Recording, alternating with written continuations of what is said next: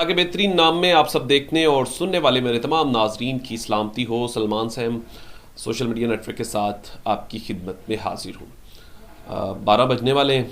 आज संडे का दिन है और कल मरीम नवाज़ साहबा की पाकिस्तान आमद हुई और मरीम नवाज़ साहबा की आमद के साथ साथ वो गरीब आवाम के लिए, ख़ास तौर पर मिडिल क्लास लोगों के लिए जो बामुश्किल अपना गुजारा करते हैं, सफ़ेद पोश लोग जो किसी से मांगते भी नहीं हैं और फिर भी वो किसी न किसी तरीके अपना गुजारा करते हैं, चाहे उन्हें एक वक्त भूखा भी रहना पड़े तो वो किसी के आगे हाथ नहीं फैलाते। एक महदूद आमदन है उनकी और बड़ा मुश्किल से अपना गुजारा कर रहे हैं इस मुश्किल वक्त में। तो मरीम नवाज़ साहबा ने उनके लिए एक बेहतरीन पैकेज का ऐलान किया है। आज सुबह जैसे ही मेरी आँख खुली तो मैंने टीवी ऑन किया तो सामने ही जनाब आज इसहाक डार साहब जो कि इस इम्पोर्टेड सरकार के वो लफ्ज़ जिसकी वजह से फवाद चौधरी साहब को आज मुश्किल का सामना है तो वो हैं। तो उन्होंने 35 रुपये पेट्रोल की कीमत में इजाफा कर दिया और 35 रुपये डीज़ल के पेट्रोल में कीमत में जो है वो इजाफा कर दिया।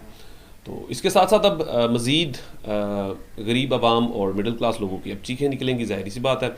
उन्हें तो कोई फ़र्क नहीं पड़ता।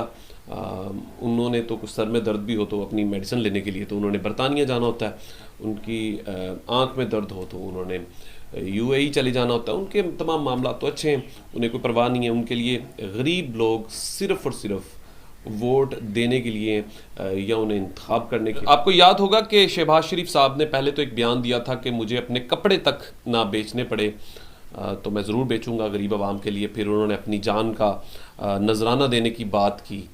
तो मैं एक उन्हें एडवाइस देना चाहता हूँ कि अब इस कौम को आपके कपड़ों की भी ज़रूरत है और आपकी जान की भी ज़रूरत है, क्योंकि रोज़ कोई ना कोई अपनी जान ले रहा है। जैसे सिंध में माँ और बाप ने अपनी जान दे दी अपने बच्चों के लिए, खाना नहीं वो ला सका, उनके लिए रोटी नहीं उस वक्त बना सका। एक कल ही मैंने एक ट्विटर पे एक बैनर देखा, एक माँ अपनी बेटी को साथ खड़े करके उसको बेचने के लिए आई हुई है। तो इस मुल्क के इस वक्त ये हालात हो चुके हैं।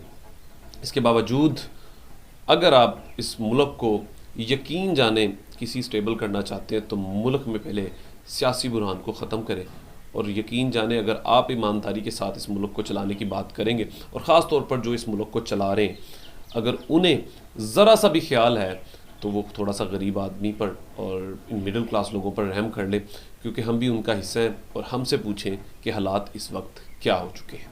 अपना ख्याल रखिएगा। खुदा हाफिज़।